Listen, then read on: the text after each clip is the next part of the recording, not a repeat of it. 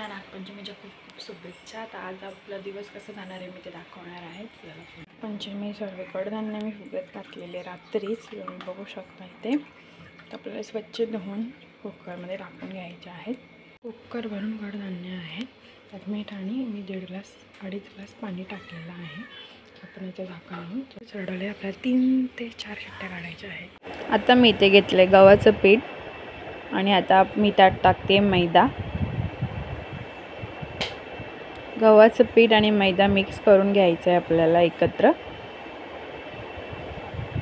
त्यानंतर मी टाकते त्यात वेलची पूड किंवा जायफळ, तुम्ही काही पण टाकू शकता। इथे मी जायफळ घेतलंय। चवीनुसार मीठ टाकायचं आहे, मिक्स करून घ्यायचे चांगल्या प्रकारे। छानपैकी मिक्स करून घ्यायचं आहे। छानपैकी मिक्स करून घेतलंय। त्यानंतर मी इथे साखरेचं पाणी केलेलं, थंड होण्यासाठी ठेवलेलं, एकदम गार झालेलं आहे। तर आपण आता पूर्ण टाकून घेतोय। बघू शकता तुम्ही इथे, तुम्हाला जेवढं गोड पाहिजे तेवढीच तुम्ही साखर टाकू शकता, पण थंड झाल्याशिवाय तुम्ही टाकू नका। गरम गरम टाकल्याने साखर एकदम पाणी सोडते। बघू शकता तुम्ही पीठ कसं तयार झालं आहे ते। तर आता आपण थोडं थोडं पाणी घेतोय। चपातीला आपण पीठ तसं तयार करतो, आपल्याला तसंच पीठ तयार करायचं आहे इथे। बघू शकता इथे तुम्ही, ते गोळा तयार झालेला आहे। छानपैकी मळून मळून घ्यायचं आहे आपल्याला। त्यानंतर आता मी त्यात टाकते तेल, थोडं तेल घालायचं आहे। छानपैकी तेलात मळून घ्यायचं आहे।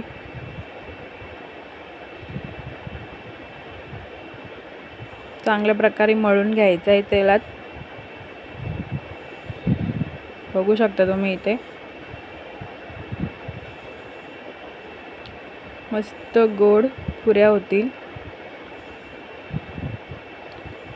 चांगला दोन्ही हाताने चांगला मळून घ्यायचा आहे। बघू शकता कसं डो नरम असं झालेला आहे। 10 मिनिटासाठी आपण याला रेस्ट देतोय। त्यानंतर कुकरची शिटी झालेली आहे आपल्या।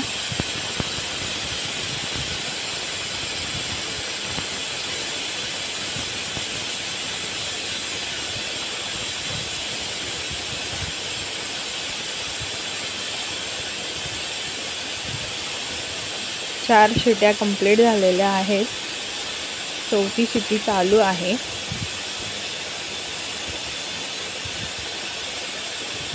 तुम्ही नागपंचमीसाठी स्पेशल काय काय करता कमेंट्समध्ये नक्की सांगा।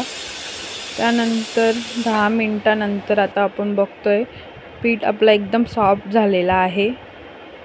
तर आपण आता त्याचे असे गोळे बनवून घेतोय, छोटे छोटे पेढे बनवून घ्यायचे आहेत आपल्याला।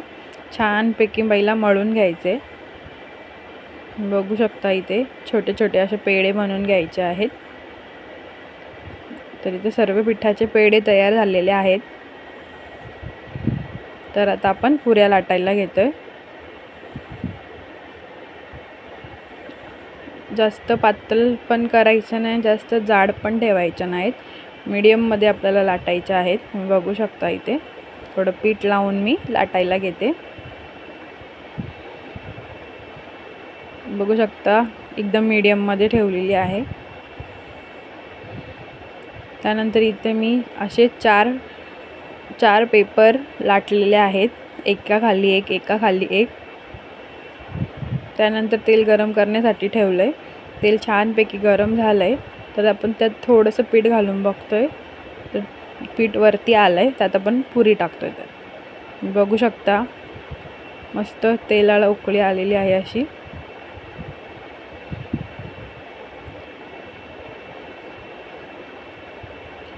अशा दाबून दाबून बघू शकता पुरी आपली किती छान प्रकारे फुलली आहे ती।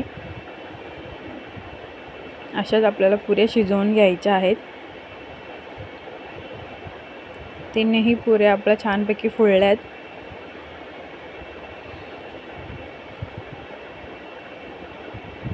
चांगल्या शिजवून घ्यायच्या आहेत।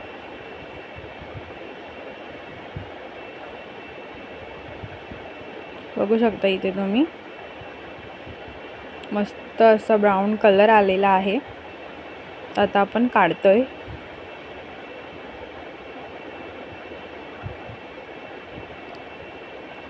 पण काढून घ्यायचे आहेत. त्यानंतर मी बाकीच्या तळून घेते. तर इथे बघू शकता तुम्ही आता सर्व पुऱ्या तळून झालेल्या आहेत. असं डोंगर तयार झालाय. त्यानंतर इथे मी तूप गरम करण्यासाठी ठेवलंय. त्यात सर्व प्रकारचे ड्रायफ्रूट्स मी तळते आहे. फ्राय करून घ्यायचे आहेत. आपल्याला काजू, बदाम, मनुका 4 ओळी. मनुका आपण लास्टला टाकतो. बघू शकता आता ते आपण काढून घ्यायचं आहे. चांगल्या प्रकारे शिजून झालेले आहेत. तर आपण आता काढून घेतोय. आपण आता बनवतोय खीर. त्यानंतर आता आपण यात टाकायची शेव. शेव चांगली भाजून घ्यायची आपल्याला तुपात. बघू शकता इथे तुम्ही चांगल्या प्रकारे भाजून घेते तुपात. छानपैकी मस्त तेल तुपाचा खूप वास सुटलेला आहे घरात पूर्ण. छानपैकी भाजून घ्यायची आहे. त्यानंतर आता आपण ड्रायफ्रूट्स तळलेले ते टाकतोय.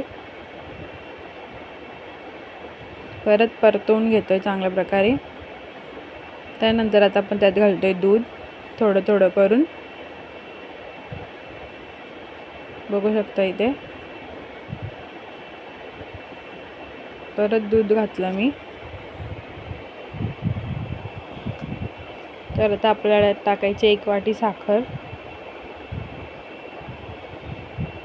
मिक्स करून घ्यायचे चांगल्या प्रकारे. त्यानंतर वेलची पूड परत चांगल्या प्रकारे मिक्स करून घ्यायचं आहे. फास्ट गॅस ठेवायचे आहे. बघू शकता चांगल्या प्रकारे उकळी आलेली आहे छानपैकी. मोठी उकळी इथे आलेली आहे. तर आपण आता गॅस स्लो करतोय. त्यानंतर आता इथे आपली शेव बनून रेडी आहे. जेवढे तुम्हाला घट्ट हवी आहे तेवढी तुम्ही बनवू शकता. गॅस बंद करतोय. त्यानंतर आपले कडधान्य पण इथे शिजून झालेले आहेत. तर आपण आता एका जाळीत काढून घेतोय. तर कडधान्य, पुरी आणि शेव इथे रेडी आहे. तर आता इथे ताट मी रेडी केलं आहे. हार आणि नारळ पिशवीत घालून घेतलं आहे. तर आता आपण चाललो आहे खाडीवर. तुम्ही बघू शकता इथे किती छान नजारा आहे ते. आणि आमची मुलं 3 जण एक घरी आहे ना, तिथे पूजा झालेली आहे करून. खाडीजवळच आहे. त्यानंतर आता रात्री जे कडधान्य उरलेले त्याचीच भाजी घातलेली आहे. त्यानंतर पालेभाजी म्हणून इथे आणलेले इखऱ्याची भाजी बोलतात. ही खूप पौष्टिक असते आणि कमरेसाठी खूप चांगली असते.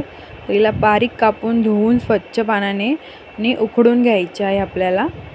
बघू शकता इथे तुम्ही. त्यानंतर इथे मी 3 छोटे कांदे घेतलेले, छोटे एकदम बारीक कापलेले. चांगल्या प्रकारे आता आपण त्यांना शिजवून घेतोय. ढवळून घ्यायचं आहे.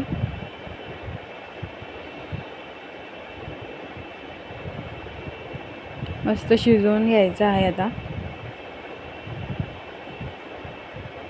बघू शकता इथे कांदा कसा गुलाबी गुलाबी झालेला आहे, नरम पडलेला आहे. अजून आपल्याला कांद्याला थोडं शिजवायचं आहे. इथे आपला कांदा पूर्णपणे शिजला आहे. तर आपण त्यात घालतोय टॅमॅटो. छानपैकी मिक्स करून घ्यायचं आहे.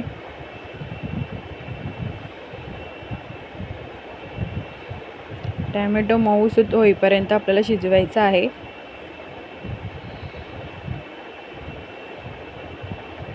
त्यानंतर आता तुम्ही बघू शकता इथे टॅमॅटो मस्त शिजलेला आहे. तर आता मी त्यात घालते अद्रक, लसूण, मिरचीची पेस्ट. जेवढं तुम्हाला तिखट पाहिजे तेवढं तुम्ही टाकू शकता. छानपैकी मिक्स करून घ्यायचं आहे.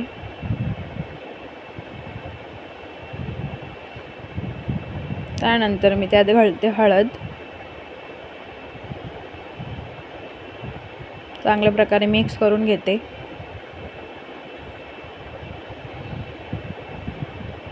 छानपैकी मिक्स करून घ्यायचं आहे।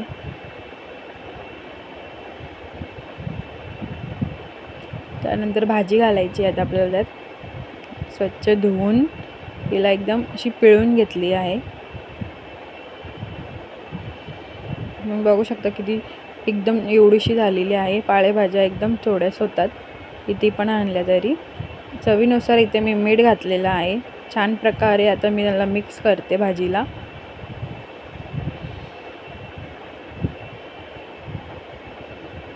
चांगल्या प्रकारे मिक्स करून घ्यायचं आहे।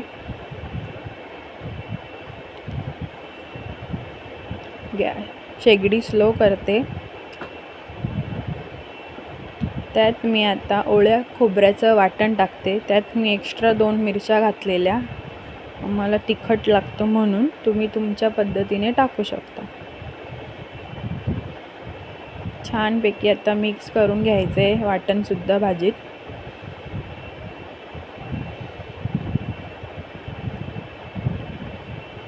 चांगल्या प्रकारे मिक्स करून घेतोय आपण।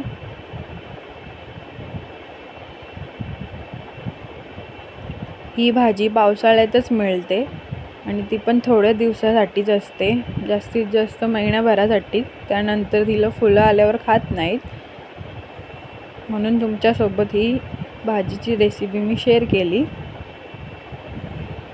तुम्ही बघू शकता आता मी चांगल्या प्रकारे मिक्स करून घेतलेला आहे। त्याच्यावर आता झाकण ठेवते। शेगडी तर आपली स्लोच आहे। 5 मिनिटानंतर तुम्ही बघा चांगल्या प्रकारे वाफ निघाली आहे भाजीतून। परत आपण चांगल्या प्रकारे मिक्स करून घेतोय।